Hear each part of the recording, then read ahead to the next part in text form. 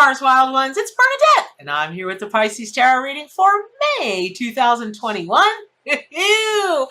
Oh, Pisces, this could be the shortest reading in history for you because basically you're just going to keep doing what you do, which is be upside down and right side up and right side up and right side down and all the way around. And whew, I'm tired just thinking about it. So let me get, I love Pisces. I'm a triple Scorpio, and I swear if there was a Pisces within 50 feet of me or 50 miles of me or 500 miles of me,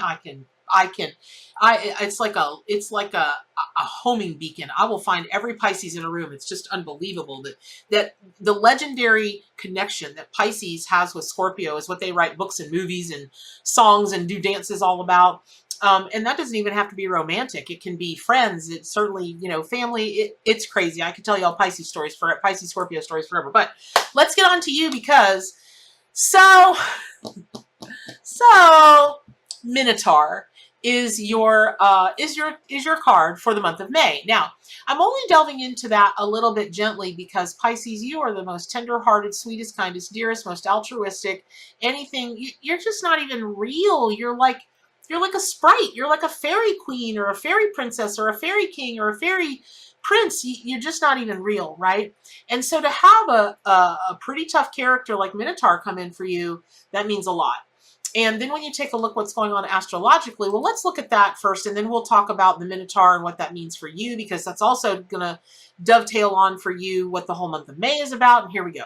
So Minotaur, if you don't know the Greek myth, he was the illegal offspring of a god and some gal. I don't know why I can never remember their names, but I can't. Anyway, so the husband of the queen that had the Minotaur out of wedlock, he was horrified for many, many different reasons, and he banished the Minotaur away to a labyrinth and said, if you can find your way out, you can get out. And if you can't find your way out, well, there you go. And so it's not a great story for poor Minotaur because he did end up perishing in the labyrinth. But here's why it's great for you. Because forewarned is forearmed. And Minotaur is really trying to work with you through this month, Pisces. You may not be fully aware or aware of or ready, to embrace the message from this important mythical creature.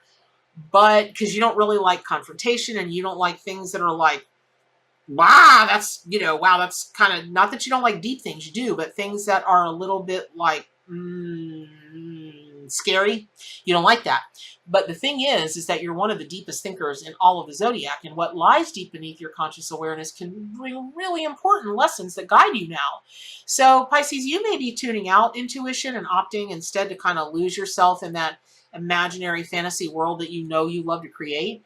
Please, please, please, please, through this May, try to bridge the gap between your creative and intuitive sides. It is going to be so helpful. Oh my gosh.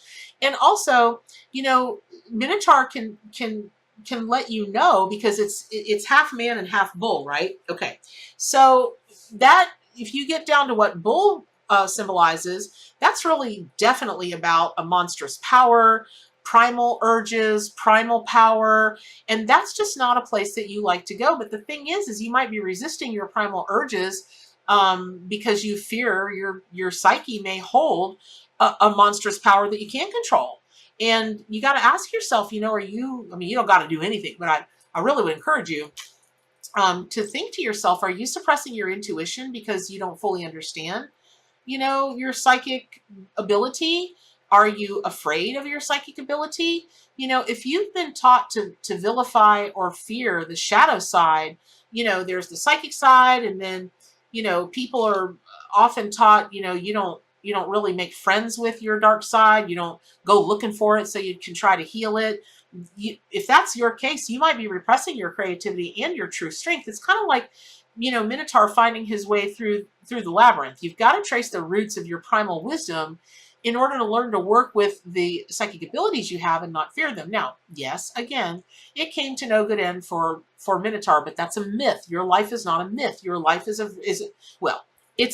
it's as big a reality as we live in today. Big hoopty-whoopty-whoopty-doo, right? Because life is what you make it. Whatever you're manifesting right now is absolutely the result of your thought process. That's not to scold you. That's not to shame you. That's not to, say anything is your fault.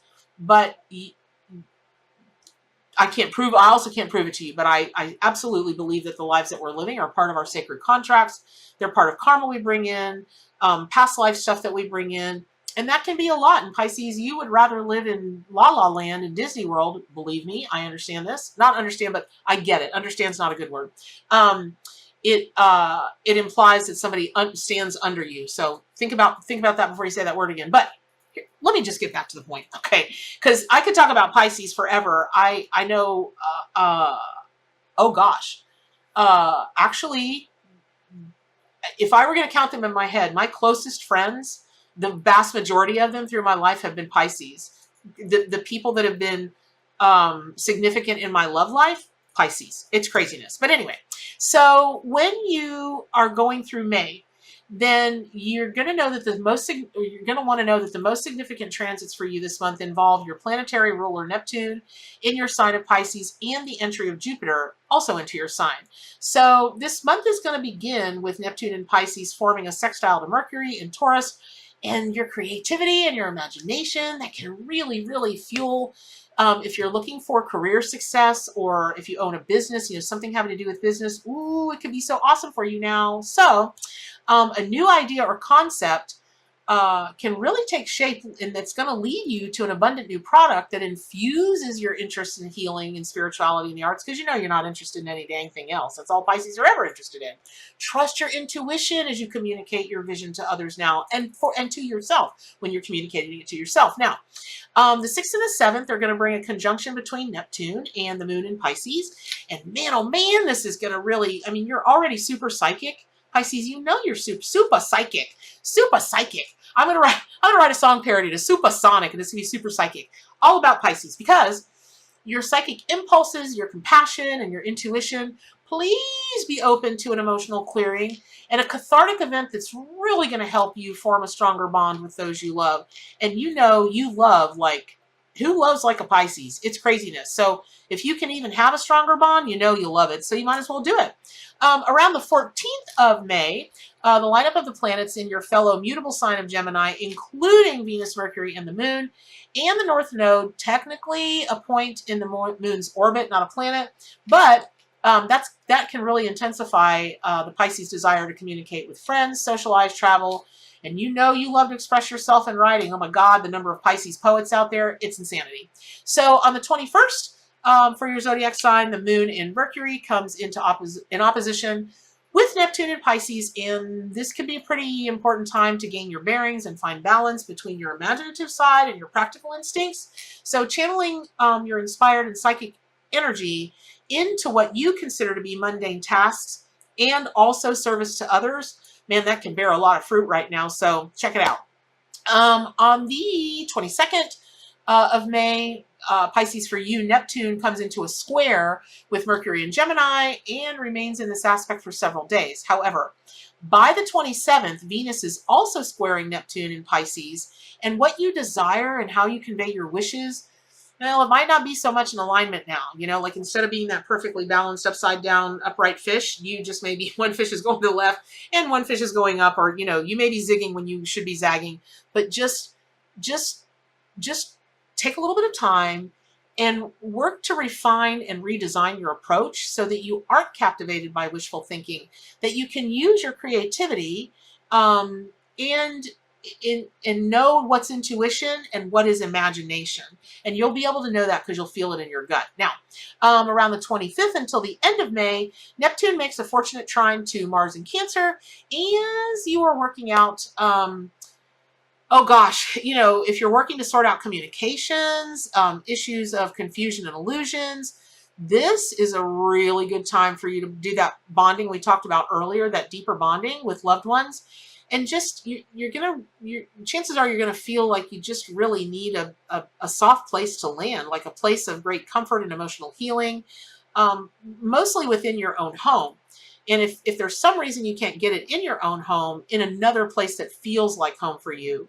So just know that life needs to be a warm banky for you at the end of May. So just plan ahead, right? Just schedule ahead. Find a warm banky Airbnb and do your thing, because you're probably going to need it. Now, that's not scary. It's just, you know, listen, what are you going to do? You're a water sign and the planets are moving all around. So inside, you probably are doing slosh, slosh, slosh all over the place, like every other water sign does. Now, Pisces, your business or career, really please pay attention to that this month, because it's bolstered by creativity and spiritual ideals. You may feel super empowered to make decisions that bring greater harmony and emotional connection to your family, but also to the rest of the world as well. And let's be honest here, what does a Pisces ever want other than to teach the world to sing in perfect harmony and give everybody a Coca-Cola, right? And I'm not making fun of you guys. There are many days that I wish I could be as sweet and loving as Pisces and as gentle, and then somebody irks me and I think, nope, I'm happy being a Scorpio. But here's the thing. I do want to get back to Minotaur, because that is a super powerfully charged spirit totem and power animal to come in for such a sweet, delicate, soft-hearted sign. And so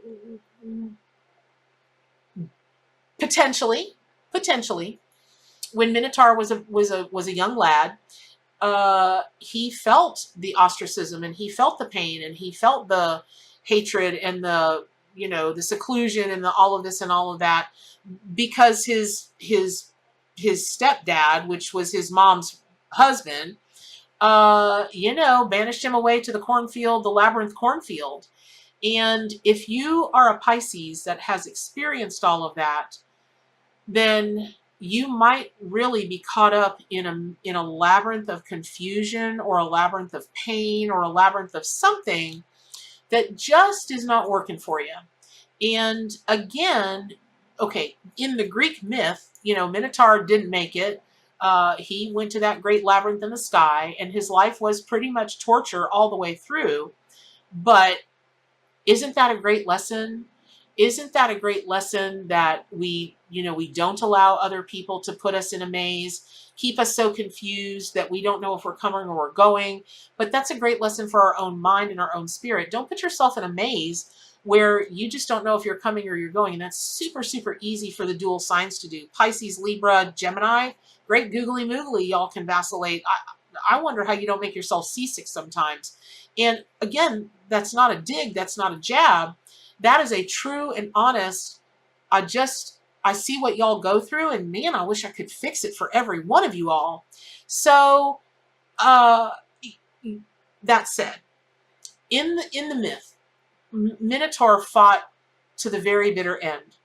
And that's what this month is calling for you to do, is really take a good look at things, not through the eyes of illusion, not through the eyes of anything other than your intuition, because the universe will never let you down. The universe is never going to tell you a fallacy. You may ask a question that the universe answers, and the question wasn't phrased maybe correctly.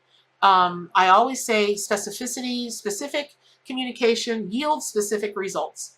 And so I would encourage you that when you are sitting in prayer or meditation, that you are very specific with your questions, and trust that when you get that answer, your Pisces psychic self is really kicking in, and you'll know the difference. But the other thing here for you Pisces, for your zodiac sign in this month, in this particular tarot card reading, is to really find your strength, to find your Minotaur, that even if something ends up going poorly at the end, you know that you did your level best to make it okay, and you know that you did your level best to heal whatever emotional, mental damage that others may have inflicted on you, because you're just a love. And who doesn't love a Pisces? And if they don't, send them to me. I'll be your triple Scorpio backup. All right. I hope that was helpful. Pick up a copy of your Arcanimal Tarot and Oracle deck. Subscribe to my YouTube channel. Please go over and join gatheringofmystics.com. That forum is no joke. It's my forum, and it's fabulous, but it really is no joke. Go on over there. It's fabulous. And as always, one of the most important things, to do good for animals, including yourself, stay wild, and keep reaching for those stars.